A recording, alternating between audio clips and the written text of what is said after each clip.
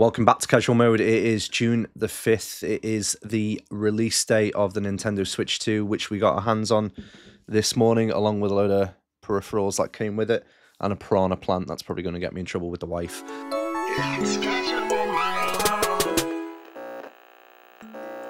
But I'm sure you just want to know, what is it like everybody else on the internet, and we're going to give you our opinion on it. Carl's behind the camera. Say hi, Carl. Hello there. He said hello. We're going to look at the games that are on it. We're going to look at the console itself, some of the accessories that it came with, including the piranha plant camera, which I'm going to get in trouble with, like I said, and also the new Pro controller. So let's get into it. So let's talk about the game. So I've been playing Mario Kart World, which came out today as well on the release day. And the kind of key question that I've got is it going to stop me from playing Expedition 33 on the PlayStation 5? Short answer, probably not, but in terms of a Mario Kart game, it's absolutely fantastic. It looks stunning. Carl's just corrected me a couple of times, saying that it's 120 hertz that it runs in, and it's absolutely fantastic to look at. Really, really cool game. I think it's as good as Mario Kart game should look. The courses seem fine. It's chaotic. I think there's 32 characters on screen at any one point, but it seems like an ample amount of power-ups and things to do in it, so yeah, thumbs up, seems fine. It's a Mario Kart game, it's great.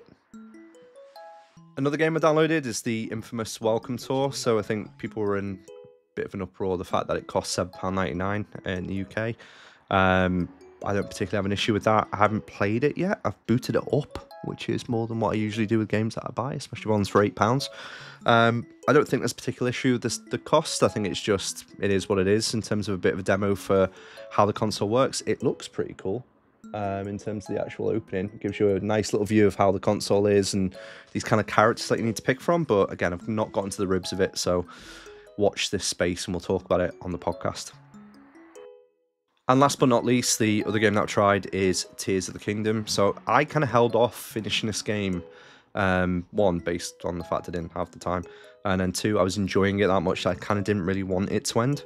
So where I'm kind of at now is I wanted to enjoy, let's say, the final 2 hours on the Switch 2.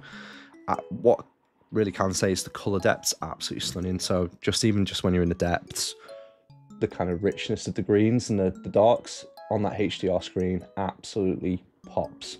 So I'm quite excited to play that. It feels buttery smooth. I'd even say it loads far quicker than what it did on the Switch, which probably was bound to. The units of this console are a lot sharper. But yeah, really exciting to kind of get back into that, and I'm even half tempted to kind of start it again, and let's see if I'll get through that in this console generation. Hi guys, Carl here for a change. Dan's learned how to use a camera, so apologies if the camera works terrible.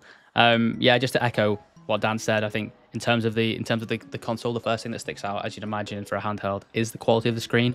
It looks fantastic. It's smooth as anything. The vibration on the console feels amazing as well. In terms of the Joy-Cons, if I stop playing for a moment, they're very solid. There's quite a satisfying button in the back there you press to take them out.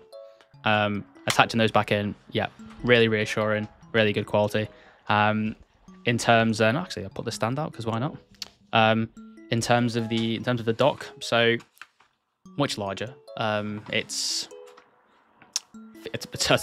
more considerable. It's got a fan built in, obviously, as widely known, so that when you're pumping out 4K, you get extra cooling in there. You've got two USB ports at the side, and similar as last time, you've got a Type-C, HDMI, and a LAN port in there. But yeah, it's considerably larger, but still feels pretty sturdy, so it's pretty good. Back to me. Carl's caused some traffic now that he's left his game. I'm going to hand that to him. There you go, Carl. Welcome. You keep playing. What I'm going to talk about is the peripherals. So we've picked up a few different things. So I picked up the new Switch 2 Pro controller. The reason for that, I loved the original Pro controller. I've actually got the Zelda one sitting on my shelf up here. Beautiful controller that is, and one of the most iconic controllers of the last couple of years. So I'm going to unbox this one. I've not opened it yet, so bear with me if this goes belly up. The reason I liked the original was pretty much the battery life and the fact that it just felt sturdy. Like, nice little USB-C, like normal. Pamphlet I'm never going to read. Load of packaging that I'm never going to use ever again. There we go, pop that over there. Nice, open this now. Carl's not even concentrating, he's literally just playing the game. And there we go, there's the Switch 2 controller. Ooh, that feels quite nice. So first impressions of it, it feels a lot smaller than what I'm used to, specifically because I've been using like the Pro Controller on or the DualSense Edge, as it's called for the PlayStation.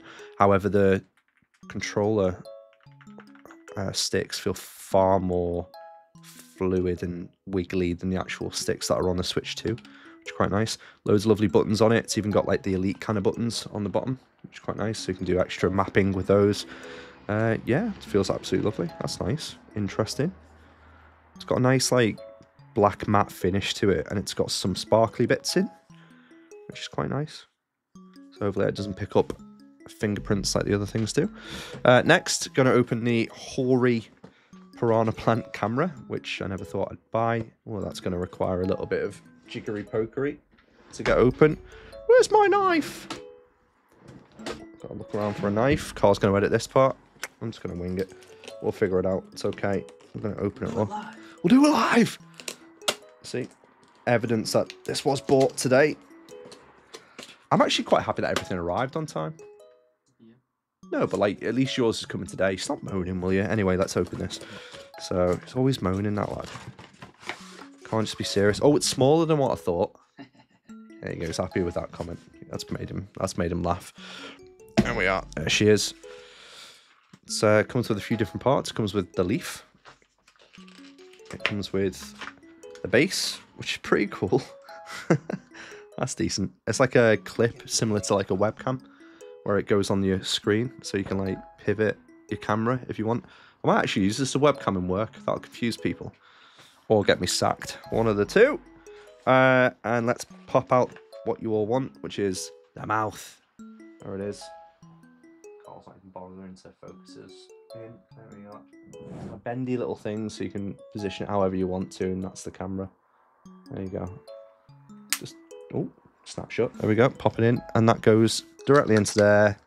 And there you are. There's your Hori camera. So, what do we think of the Nintendo Switch 2 to sign off on our first impressions? I think the kit itself is fantastic. I think the quality of the build, everything from the stand through to the way that the Joy-Cons detach and go back on, takes away that element of worry that I had with the previous Joy-Cons on the Switch. I think the games seem great. Like, the quality of the screen kind of makes Mario Kart pop, as does Zelda, Tears of the Kingdom. So again, I've got no concerns there. I think the price point's fine in terms of like a premium console, especially when you get those Nintendo games, which you won't really get anywhere else. And then the peripherals, you get a nice little Piranha Plant if you want to buy that. And obviously the improvement, I do think, to the Nintendo Switch Pro controller in this iteration for the Switch 2 seems great as well. So yeah, all in, good thoughts. I think it's going to be interesting to see how the console goes. If you liked this video, please like and subscribe. If you liked this video, please like and subscribe it, just so we can make more of them, and it keeps Carl buying cameras, because he likes to buy cameras, don't you, Carl? Yeah. Not that kind of camera. No, that one's for... That's for weird people like me. Bye.